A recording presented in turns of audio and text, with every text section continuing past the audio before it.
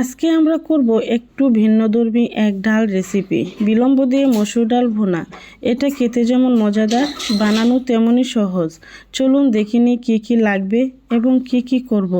যা যা লাগবে: মসুর ডাল 1 কাপ, পেঁয়াজ বাটা 2 টেবিল চামচ, আদা বাটা 1 চা চামচ, রসুন বাটা 1 চা চামচ, হলুদের গুঁড়া আধা চা চামচ, লবণ স্বাদ মতো, তেল প্রয়োজন মতো। বিলম্ব 1/2 কাপ।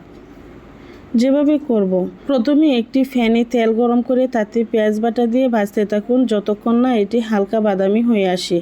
এরপর দিয়ে দিন আদা রসুন বাটা, নাড়তে থাকুন যতক্ষণ কাঁচা গন্ধ না কেটে যায়।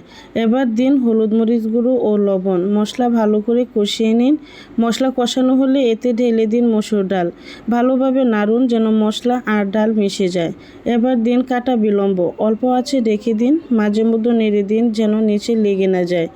8-10 মিনিট পর যখন বিলম্ব নরম হয়ে যাবে এবং ডাল বোনা হয়ে যাবে, তখন চুলা থেকে নামিয়ে পরিবেশন করুন গরম গরম ভাতের সঙ্গে।